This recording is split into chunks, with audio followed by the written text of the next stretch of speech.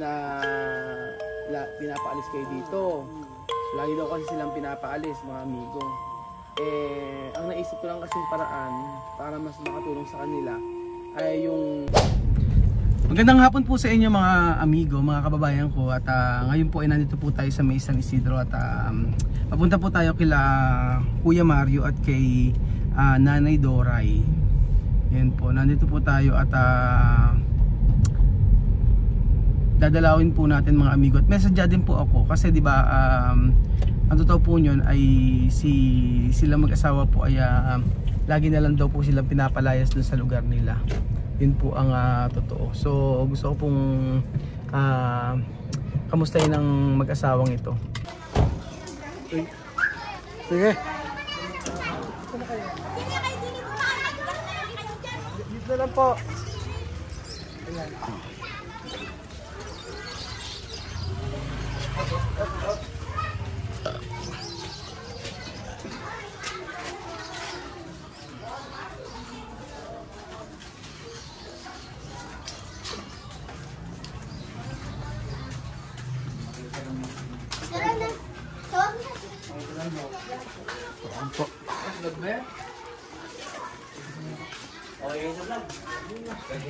Nandito na po tayo mga amigo.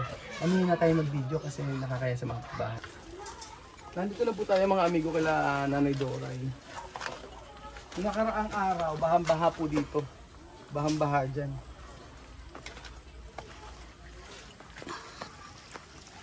Buho pa rin naman pala.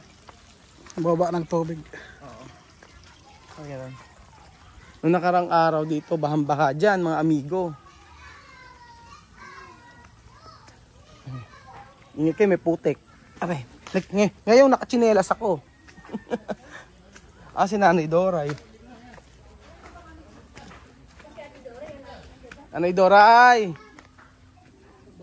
Eto. Tibahin nila. Nanay Doray! Tinawag na to. Ala ba rito? Wala. Nanay Doray, lumabas ka dyan. Napapaligiran ka namin. Ala pa, tinawag daw. Wala siya. Baka rumampa si Nanay Doray. Tinawag doon, hindi, tinawag na ano niya, tinawag na asawa. Yung pinakadiretso kasi yung ilog na yun no? Ilog na, kaya pagka umuulan talaga baha. Baha-baha dito. Asan na? Sinundo ni Tatay Mario si Nanay Doray. Saan ba kayo nagpupunta, Nanay Doray? Sa anak ko. Sa anak mo? Ayun na si Nanay Doray. At ito na. Ito na po si kumusta ang pagiging natin? Dulas. Nadulas ka. Pambihira ka. Tinan mo, yun Kaya nga, kaya nga nung gabi, minessage kita. Sabi ko, tita ulit, kumusta na yung likod mo? Naisip ko naman, nagsusumba-sumba ka, kaya for sure okay ka naman. Highlight. Tingnan mo, Oo nga. sumikat pa tanong yung ano mo, kaya maraming mga viewers. Ano ba yan, tita ulit? Ito nga ano Nanay Doray? Kala ko ba ayaw mong papakita ng gusto mo leggings? Oo. Maikli, pero wag sa'yo yung ganyan para hindi maalinsangan, di ba? Kamusta na ang buhay? Nagtinda po kanina. Nagtinda kanina? Kasipag naman. Pero malakas pa kay tatay, Ayang-kaya pang bumuhat ng 10 kabang bigas. Ay, wala na po. Wala na. Bagsak na po tayo. Bagsak na. Ang kaya niya lang magtanim-tanim, ganon. Tanim-tanim. Nanay Dora, upo kayo.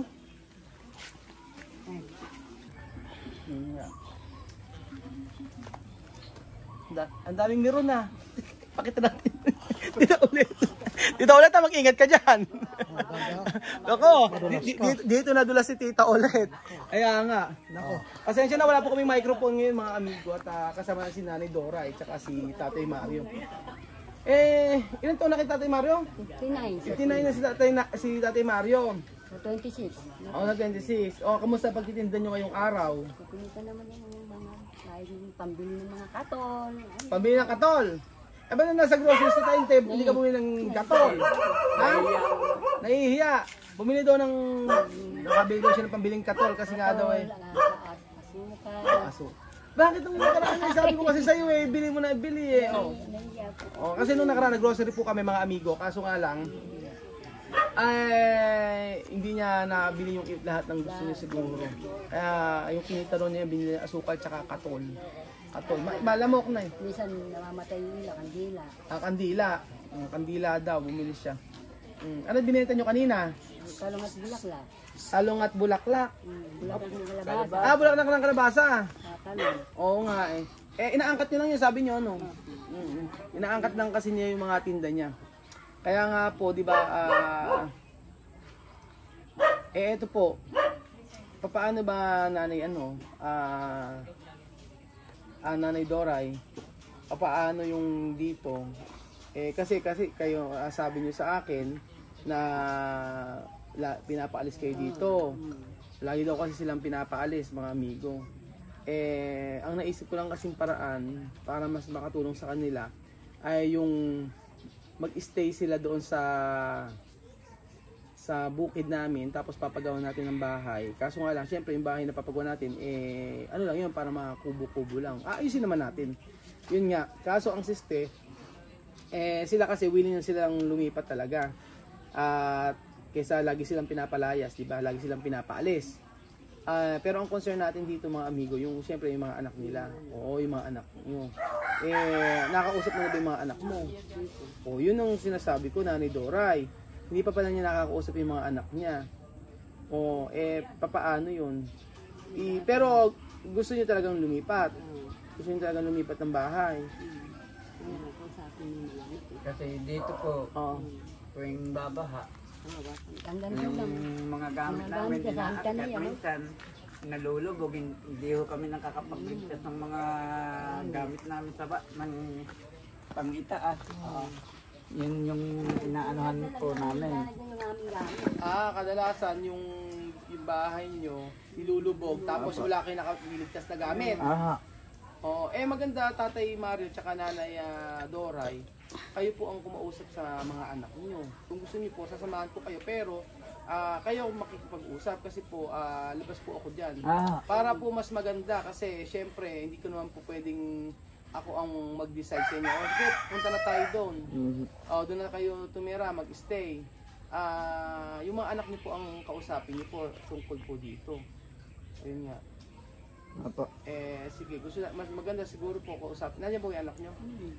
Ilan po ba anak nyo? Apat? Apat ka mo, di ba? Tatlo lang ho nandyan. Tatlo lang yung anak nyo, nanto. Sa Cabanatuan. Sabi yung isa. Ganun. Sige, paano kaya yun? Ako, ang mga amigo, ang concern ko lang kasi talaga dito, ganito. Siyempre may mga anak siya at baka mamaya mahirap na dahil kung tutuusin, di ba dapat sa mga anak yung mga anak ang mag-help, kaso wala naman daw kapasidad. Walang kapasidad yung mga anak din. So, yun lang po ang naisip kong way para yun yung maitutulong ko para sa kanila na sakali man na magi-stay sila. Ba't iniikot yung camera? Baka di ka marinig. Steady mo lang. Ayun, ang maitutulong ko nga lang sa ngayon, yung siyempre yung maililipat sila ng bahay. Kaya nga lang, siyempre, dapat yung mga anak nila ay mag-agree. O kasi sila naman ang di ba? Yung mga anak nila. Natatakot lang ako kasi baka mamaya sa ending, sa huli, baka masisi ako o may masabi. May masabi sa akin, ganun di ayoko nang ganun kasi nakilala ko po kayo accidentally at hindi ko po kayo ako naghanap-hanap ng ganyan na tutulungan ganyan. So sa buhay ni Tita ulit, siya yung naging instrumento para matulungan ko kayo. Kaya nga lang po sa pagkakataong ito, syempre mapag-iisip din po ako. And then yun nga, payo sa akin ni Aling Mercy na anuhin ko muna hindi kasi ganun, di ba? Hindi ganun talaga kadali na yung magkukup-kup ka. Hindi talaga madali. Kaya nga lang, dahil hindi ko kaya na araw-araw kung kayo paalisin kayo dito at hindi naman hindi nyo alam kung saan kayo pupunta. Kaya nakapag-decide kayo na gusto nyo na magsumama kayo doon para at least meron kayong gagawin. Yun. Pero yung about po sa pagtatanim, ha, i-clear ko po sa inyo. Liliwanagin ko po sa inyo. Yung pagtatanim po ay hindi po yun isang obligasyon na dapat nyo gawin. Kung gusto nyo lamang po, ganun po Kung gusto nyo pa po, pwede po kayo umangkat ng mga gulay doon at ibenta kung ano pong nais nyo. Basta mamumuhay po kayo kung ano po yung ginagawa nyo before, pero nakaantabay po ako kung ano man po yung po pwedeng itulong sa inyo. Ganun po. Baka huwag nyo po nga po pwersahin yung katawan nyo kasi may edad na po kayo. Sabi po kasi sa akin ni Tita ulit at saka ni Tita Baby. Baby, no? Tita Baby. Hindi raw po kayo sanay talaga ng hindi nagtatrabaho. Mas gusto niyo yung gumagalaw. O yun. Totoo ba yun? O kaya, kahit na siya may edad po kasi, gusto nila yung sila nagtatrabaho talaga. At hindi naman natin po pwedeng anuhin yun. Hindi na natin pwedeng gusto magbanat ng buto, gustong magbenta, magganyan. Hindi ko naman po pwedeng anuhin yun, kontrahin yun. Kasi yun talaga yung nakasanayan nila. Aantabay tayo sa pagtulong pero syempre kung ano yung nais nila pa rin, yun na makapagpapasaya sa kanila tulad ng mga pagtatanim, magagawa naman nila yun kung gusto nila. Kasi yun naman ang gusto nyo. Maganda po siguro kausapin natin yung anak ninyo, kung ano ang magiging desisyon o papaano, kung papayagan ba kayo o ano. Andiyan yung pangalawang sumunod sa panganay ko. Andiyan yung pangalawang sumunod. Panganay ko. Andiyan. Magtutubig. Ang panganay ko talaga nasa Cabiao. Cabiao. Okay lang po ba tanong ko sa inyo? Ano po ba ang trabaho ng ilan po anak niyo? 4, di ba? 4. Yung nasa Cabanatuan po, Kabyaw, dalang hanap buhay din. yung sa Cabiao wala pong hanap buhay.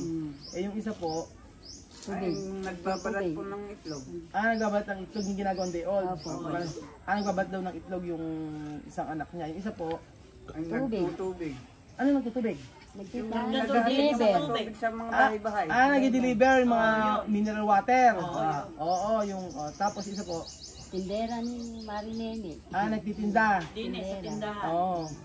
Paano kaya mag-apply? Mag-apply na rin kaya akong taga-tinda. Joke lang. Sige na, puntahan natin yung anak mo. Puntahan po natin para malaman kung ano po talaga yung Sige po. Sama mo, desisyon. Doray. Ayan. Ano ko lang. Ang totoo niyan mga amigo, ang concern ko po kasi dito is yung baka mamaya pagka lumipat na po sila, syempre yung sa mga anak niya, and then baka pag nakita niyo po sila na nagtatrabaho sa bukid, yung ganyan, o nagtatanim sila, magalit po kayo sa akin kasi syempre iniisip niyo po na pero 60 malakas pa naman no? Malakas pa naman kay tatay, di ba? O kasi baka mamaya ala naman kayo nararamdaman, wala sakit sa ganon. Wala naman ganon. Si Nanay Dora nga nakakapaglakad nga daw Ayun nga, yun lang kasagang concern ko, ayoko na magalit kayo sa akin dahil baka sabihin pagkatrabaho ko sila or ganon. Kumbaga desisyon kasi nila yon, gusto nila na magbanat ng buto rin. O yung dati nilang ginagawa ay ganun pa rin, walang mababago sa pagtitinda nila or kung ganun. Kumbaga iaayos lang natin yung kanilang tirahan. At yun sabi nga ni Tita ulit okay na yun kaysa yung araw-araw silang pinapaalis dito sa bahay. Ganyan na nga yung bahay. Oo, pinapaalis pa, yun nga lang po. So, ayun po mga amigo, hindi ko po alam talaga at syempre maraming gumugulo sa isipan ko, pero dapat sa lahat ng desisyon kasi dapat yun nga, sinabi ko naman kay Lenlen, sinabi ko kay Princess, kay Chamercy. Kay Princess wala namang problema base sa huling pag-uusap po namin. Yun naman aantabi tayo sa kanila. Aantabi po sa kanila. Pero mas maganda po kausapin po natin yung kanilang mga anak. So ayun po mga amigo, abangan niyo po yung part 2 at antayin po natin yung anak nila. O kami na lang po ang pupunta sa bahay po ng kanilang anak. Salamat po mga amigo at God bless.